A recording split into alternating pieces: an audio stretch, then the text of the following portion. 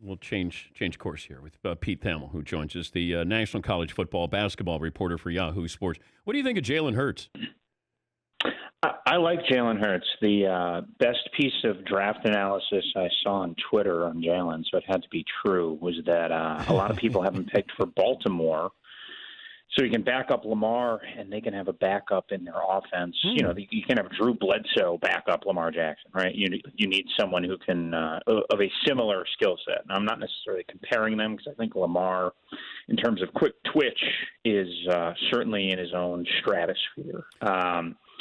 Ultimately, on Jalen, I don't think he's an NFL starter at the end of the day. Like, he will start NFL games, but I don't think he's a guy a franchise will take as their starter. Paulie, would you steal Pete's comp and then we'll use that and not give him any credit? Absolutely. That's our tradition. Okay. All right. Yeah. I stole it too, so we're passing it along here. Yeah. Welcome to this business. We don't give credit. Yes.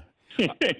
All right, a couple of things here. I saw where you were reporting that a couple of sports have been canceled. Cincinnati with soccer, Old Dominion with wrestling. And I know that those don't garner headlines, but this is just the start, it feels like, of the trickle down. That's a preemptive strike to cancel these programs. And we haven't lost any income yet with these college football programs. So why now, and how bad do you think this is going to get for the secondary sports based off of maybe no college football for a little while? I think we're certainly set up for what one source told me, Dan, I thought it was well put, was a reset.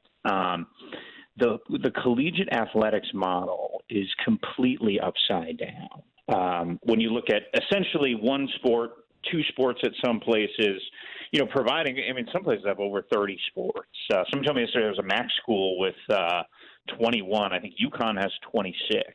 So when you have one or two sports providing all of the money for another, at least 14, but in some cases over 20, it's just not a tenable long-term financial model. And I think financially, athletic directors always look at the bottom line. Cincinnati, once they pay off the scholarships and the remaining staff, is going to save $800,000 a year. So it's $8 million over a decade. It's a lot of money. And certainly, I don't want to sound cold-hearted when I'm talking about this because I'm talking about business decisions, and these are lives, and people's just teams are just ripped up, and it's a difficult decision to make. And one AD who I called put it to me this way. He said he used the old Winston Churchill quote, "Never waste a good crisis." So I don't think people woke up and all of a sudden were like, man, maybe we should cut sports. I think people had been looking at it on their budgets for a long time,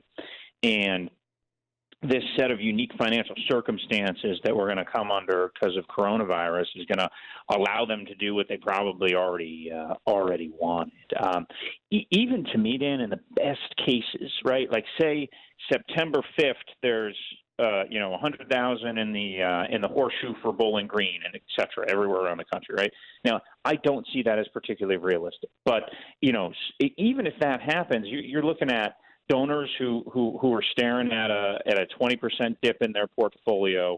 You're looking at people maybe don't want to go back to sporting events. Like you're looking at a minimum, when I talk to ADs, in the best case scenarios, they're looking at maybe have to account for a 20% dip in their budget. So you need places to save money, and if there is no football, that's when all bets are off.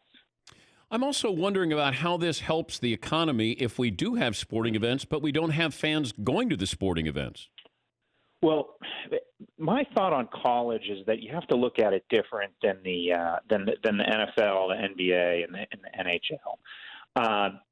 I'm very confident, and I wrote this 3 weeks ago. If there is no college, there will be no college sports. And I had a lot of, Bob Bowlesby told me that, people, athletic directors all around the country have kind of said that. So no classes, no sports. Correct. Okay. If you can't bring students back to campus, you can't have a football team go play. Unless you stop calling them student athletes and you just call them athletes, athletic correct. students. And that would just be a whole thing. So I don't know how college football could thread the needle of, well, it's safe for students to come to campus, it's safe for athletes to come to campus, but it's not safe to have visitors in a stadium. That I think the percentage chance for college football with no fans is very low. I'm not saying it's impossible, but I think it's much more realistic. You know, you have NBA games in Vegas or on a cruise ship or whatever they're talking about, or even the NFL. Dan Wetzel wrote this 2 weeks ago. Would be the hardest one to do all this because you got to, you know, you can throw the NBA in the NHL in a metaphorical Dakota. It's hard to do that with the NFL. It's just such a big looming operation to move 32 teams to one place. It would just be a logistical nightmare. So, but for college football, I'd be stunned if we had games without fans. You take a look at the Floridas, the Ohio States, your big programs. You're talking about $50 million in ticket revenue alone. So it's a huge, and certainly the TV revenue is as much for those, you know, for the Big Tens and the SECs. It's in that $40 million neighborhood, but I have a hard time imagining that from a liability standpoint because, you know, you're going to have the complicating part with college, too, and we're seeing this with Governor Newsom and maybe his projections not being as optimistic as President Trump's projections. In college, like, there's municipalities, there's mayors, there's college presidents. Like, I mean, if there's one thing about college athletics, it's from a leadership perspective, it's very fraught, you know, and it's very different. Yeah, that's the problem. And when I talked to Chris Fowler yesterday, he said there's no singular voice here. Like you have commissioners in other sports. I'll leave you with this. I talked to Fowler about this, that you have 4 teams in the playoffs. Can you extend that and make it 16? Can you break that contract to make it 16? Therefore, we have more revenue. And then maybe by the end of the year, we can have football where we have fans in the stands. Or I don't know if that – Chris said everything's on the table. Do you think we could get to 16 playoff teams? Well, I wrote this week that I think the playoff will change to accommodate finances, you know, in this crisis. Like in terms of new revenue streams, that's one of the few certain ones that they could make. Yeah.